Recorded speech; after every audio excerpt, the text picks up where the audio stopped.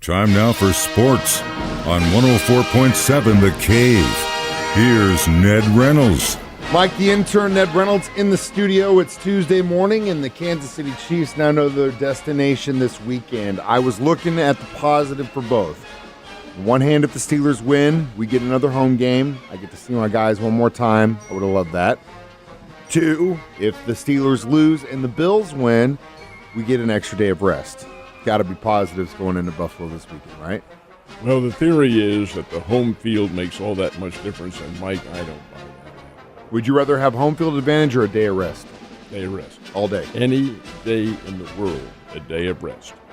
Look, the home field advantage, it sure is fine to play in front of your noisy fans and all the cheering, and you're sleeping in your own bed, at least I assume you are, your own bed at night and so forth and so on. And all that, sure, that does figure into it. But when it comes down to the boiling point, it's how, in football, it's how you are tackling, how you are passing the ball, how you are running the ball on offense, how you are stopping the other team. It's a football game.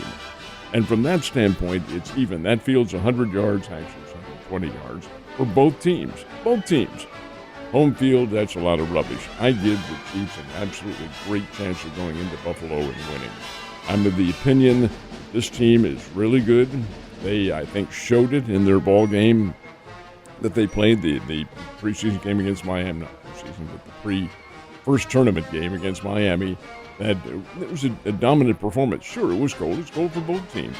But how did Kansas City play? They dominated. Patrick Mahomes, no sacks. He was not sacked once. Offensive line was just great. Defense stymied Miami at every point. Sure, the cold weather did have some effect, of course, but not that much. And a 26-7 victory I thought was very significant. Same with the Buffalo Bills. They toyed with Pittsburgh. Pittsburgh was allowed to stay in the game for a while, but ultimately Buffalo is the better of those two teams. Now, is Buffalo necessarily the better of the two teams when they play the Chiefs? Yes, they beat the Chiefs earlier this year in Kansas City, 21-20, and it was a very good, exciting football game. I think another one's coming up on Sunday.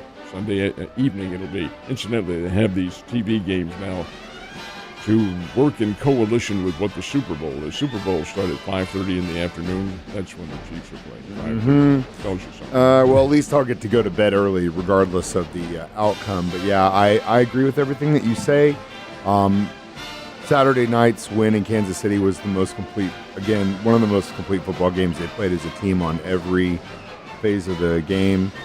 And, you know, their defense, man, they shut out one of the highest scoring offenses this entire regular season. I know it's decided in the playoffs, and saw it happen to Dallas. They won 12 games. They lost like that in the first round. It's football. But I am going to be positive, and day of rest. I don't care where it is, how much snow. Chiefs by 15, baby. All right. What the hell happened to Philly? I do not know. I absolutely do. I watched last night, and I thought, has this team forgotten how to tackle? This is tackle football. It's not touch. Their tackling was terrible. The offense couldn't get rolling. Boy, this is a team that has really hit the skids big time, losing 6 of their last 7 games. Lost last night to the Tampa Bay Buccaneers, 32-9. And here's Baker Mayfield, who hasn't been all that great in his pro career, was in college, but 337 yards he passed now. Admittedly, Philadelphia does have the poorest defensive backfield in football. That was a known, and their defensive backs, they need a rehauling there. But gosh, to lose like they did, and without any kind of incentive, any kind of moves, and to see Jason Kelsey crying when he left the field, it could have been his last game, considering retirement. And to play like that, boy, I do not know. Do you blame it on the coach? The coach isn't out there playing, but he is the individual who has to fall on his sword if it comes to that. Boy, this was not a good close to the season at all for the runner-up to world champions. No, and the way they started out the season, I definitely feel for Kels. Obviously, love him because his brother plays for my favorite team in the world. And honestly, as a former center, I have nothing but the utmost respect for that guy. The job is tough as hell, and he's one of the best that have played the game the last 10, 20 years. You know what else they didn't succeed in doing last night? the tush push. Yeah, well, It failed on a 2-point yeah. conversion. Well, and it seemed like the Buffalo Bills stole all their mojo for the tush push because they seem to be working that magic. But yeah, it just I don't know. You want to say there's a question of discipline, like I said, with regard to the Chiefs all season long. There's certain things that players aren't doing, catching the ball first, then turning. That's all discipline. That falls on the coaches. And unfortunately, in Philadelphia, this complete collapse, it's like with so many leaders on that team in the locker room, it's got to be something like that. I don't know what else it could be. Do not know. There's any number of explanations. You could blame it on the injury to Hurts. He had a couple of he has a finger injury. He had the fingers taped together. He couldn't. The receivers had to turn their back to the goal line to make the catch on a lot of. He couldn't overthrow them. He did on one play. So I don't know. It's over and above this. They're out of it now, and we have a Tampa Bay Detroit Lions playoff. It might be the Lions' year. We'll see. Not if Kansas City has anything to say about it. All right. Also, kind of an interesting move by the pro sports teams here in Missouri. What do you think about this thing? I think it was long in coming along. It was discussed last summer, and finally came to fruition earlier part of last weekend. And the teams all got together. This is all the pro sports teams now. They have taken an initiative petition, is what this is called, and they're trying to seize control from the state legislature, which has stalled the betting bill. Now, betting, Missouri's one of only, I think it's 16 states, I'm not 100% positive on that doesn't have legal gambling. Well, we're missing out on a lot, missing out on a great revenue. It's stalled, I believe, in the Missouri House, if I'm not mistaken, by some guy up in Warrensburg who has an item that he wants, and they can't come to an agreement. But whatever, the pro sports teams are taking this initiative petition. If they get 180,000 signatures, the bill goes on the ballot in November when we vote. If they get the 180,000 signatures on the initiative petition, I think they will. And I would suspect that in November, when we go to the polls, that will be one of the voting items. Do you approve of, or however it's worded, legal gambling in Missouri? Big game for the Bears tonight. Where are they going to be at? They've been in Terre Haute, Indiana, at the Holman Center, which is very nice, old, but a very nice arena in downtown Terre Haute, playing Indiana State. This is not chopped liver. The Bears are playing tonight.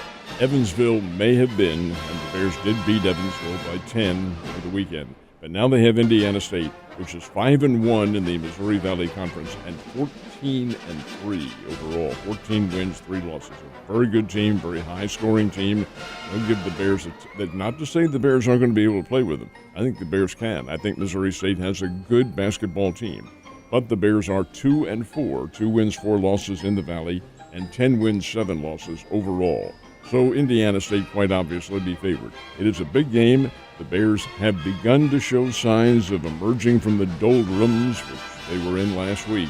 So we'll see what happens when they play a good ball club like Indiana State, and I think Missouri State will comport themselves very well on the court at Holman Center. This is a really interesting arena, too. It was built right at the time of Larry Bird, and he was running wild for Indiana State, and they used to fill the place. It seats probably 10-5, somewhere around there. But they haven't been able to fill it since. And we'll see what happens when a big game comes up tonight.